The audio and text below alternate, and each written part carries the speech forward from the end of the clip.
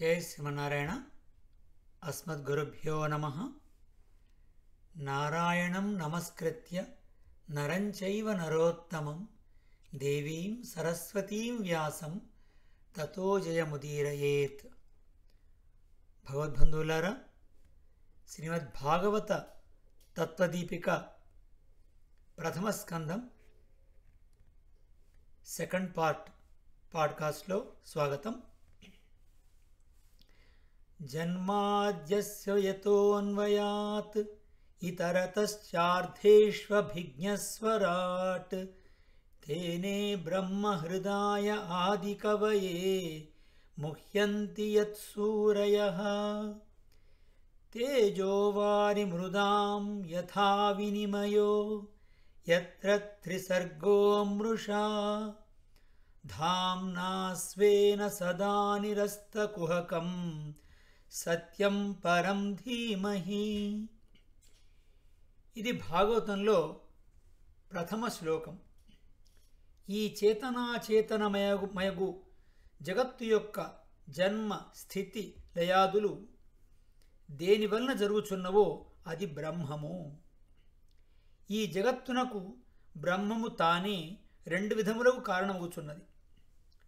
బ్రహ్మముచే నిర్మింపబడిన కార్యములకు దేవమనుష్యాది సకల పదార్థములలో అనువర్తించి ఉండుటచే బ్రహ్మమే ఉపాదాన కారణమై ఉన్నది.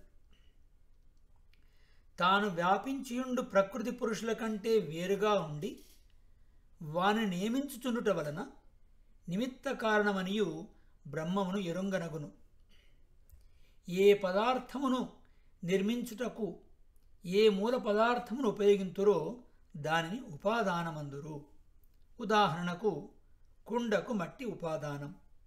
ఆ కుండను చేసేడి ఇచ్ఛ, జ్ఞానము, ప్రయత్నము గల కుమ్మరి నిమిత్త కారణం. ఈ జగత్తు అనడి కార్యమునకు కారణము రెండునూ బ్రహ్మమే. అతడు ఎల్లప్పుడూ అంతటా అన్నిటినీ ఎరుంగగలవాడు, అనగా సర్వజ్ఞుడు. తానే తన సంకల్పముచే తన శరీరముగానున్న చేతనాచేతనములను జగద్రూపముగా మార్చుగల కోరిక ప్రయత్నము కలవాడు కనుక నిమిత్త కారణము.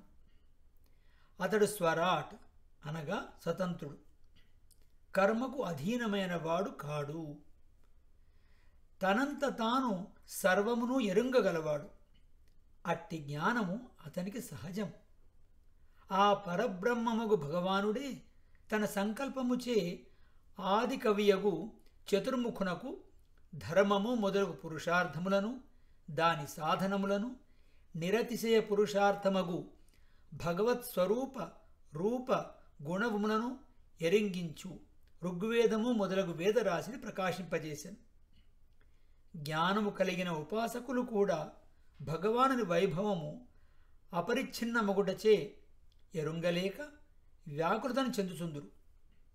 అట్టి అపరిచ్ఛిన్నమగు బ్రహ్మస్వరూపమును ఎరింగి అనుసంధానము చేసి వ్యాకులత తొలగవలెనని భగవానుడు వేదమును ప్రకాశింపచేసినాడు.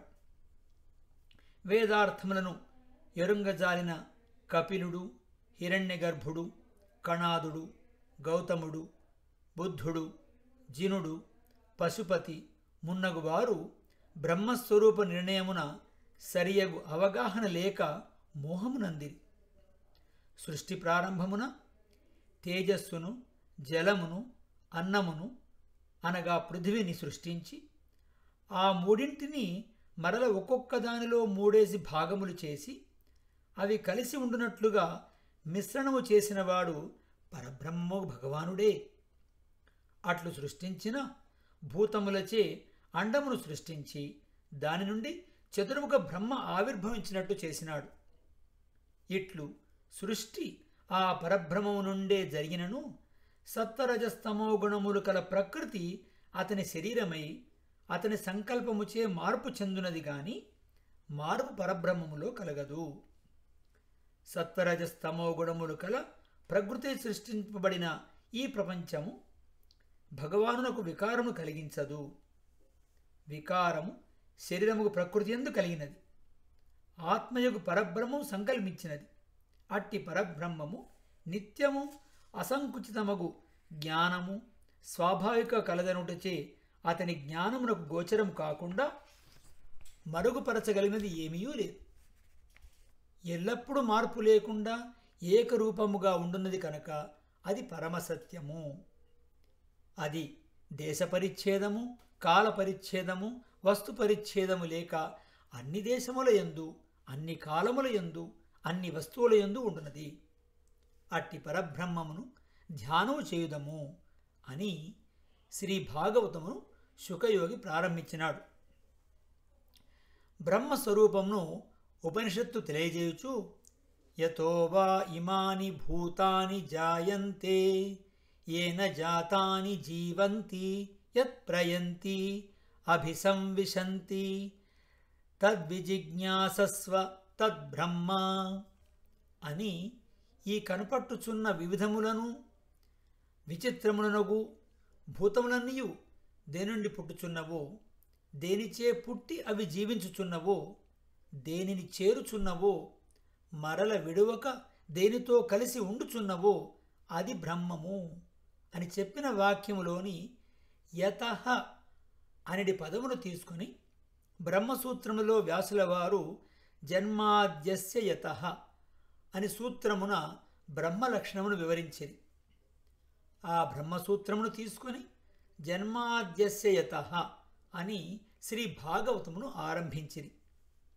అందుచే ఉపనిషత్తుల వివరణమే బ్రహ్మసూత్రములనియు, ఆ బ్రహ్మసూత్రముల వివరణమే భాగవతమనియు తెలుచున్నది. అందుచే శ్రీ భాగవతము ఉపనిషదర్థ వివరణముకై ఆరంభింపబడిన గ్రంథము. ఇందు ఆ బ్రహ్మమే శ్రీకృష్ణ భగవానుడుగా వర్ణింపబడును. ధర్మ ప్రోంఘిత కైతవోత్ర పరమో నిర్మత్సరాణాం సతాం వేద్యం వాస్తవమత్ర వస్తు శివదం తాపత్రయోన్మూలనం శ్రీమద్భాగవతే మహామునికృతే కిం వా పరైరీశ్వరః సద్యో హృద్యవరుధ్యతేత్ర కృతిభిః శుశ్రూషభిస్తత్క్షణాత్. ఈ భాగవతమనందు ప్రతిపాదింపబడు విషయము ధర్మము. ధర్మము అనగా సుఖమునకు సాధనము. నిరతిశయముకు సుఖము మోక్షము అనగా ఆనందప్రదుడగు భగవానుని చేరియుండుట. దానికి సాధనములు రెండు విధములు, సాధ్యము సిద్ధము. సాధ్యమనగా మనచే సాధింపబడున్నది, అది భక్తి. అది ఏ పరమాత్మను అనన్య ప్రయోజనముగా ప్రేమతో ఆరాధించుట. అంతేగాక భగవానుడే నిర్వతిశమైన సుఖమును పొందించు సాధనం. అందుచే భగవానుడు సిద్ధధర్మం అందురు. ఈ రెండింటి చేతను కలిగడి ఫలము తాపత్రయోన్మూలనము. ఆధ్యాత్మిక, ఆధిభౌతిక, ఆధిదైవకములగు తాపములను తొలగించుట. దీనిని భాగవతమున భాగవత ధర్మముగా ముందు వివరింతురు. ఆ భాగవత ధర్మము మన మనసులో ఈశ్వరుని వెంటనే స్థిరముగా నిలిపివేయగలదు. అదే ఈ భాగవతమునకు ప్రధాన ప్రయోజనము. భగవానుడు హృదయమున స్థిరముగా నిరోధింపబడి ఇతర విషయముల సంగము లేక ఉన్ననాడు శరీరమున కలుగు బాధలు గాని, మానసికమైన వేదనలు గాని, ప్రాణుల చేత కలుగు ఉపద్రవములు గాని, దైవికంగా సంభవించు ఉపప్లవములు గాని వారిని వికారమున నింపజాలవు. ఇందు ప్రతిపాదింపబడిన సుఖ సాధనమైన ధర్మము పరమము అనగా దానిని మించినది వేరొక సుఖ సాధనము లేదు. అందు ఏ విధమైన వంచన ఉండదు. ఏదో వేరొక దానిని పొందుటకు దీని యందు ప్రవర్తింపజేయుటగాక సాక్షాత్ పరమానందమును పొందింపజేయు సాధనమగు ధర్మమే ఇందు ప్రతిపాదింపబడును.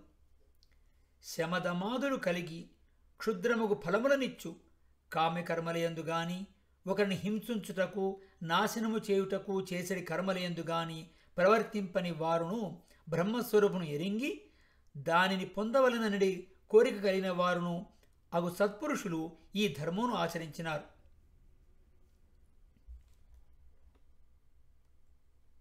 తర్వాత భాగం మరో పాడ్కాస్ట్లో తెలుసుకుందాం. జై శ్రీమన్నారాయణ. గురుభ్యో నమః.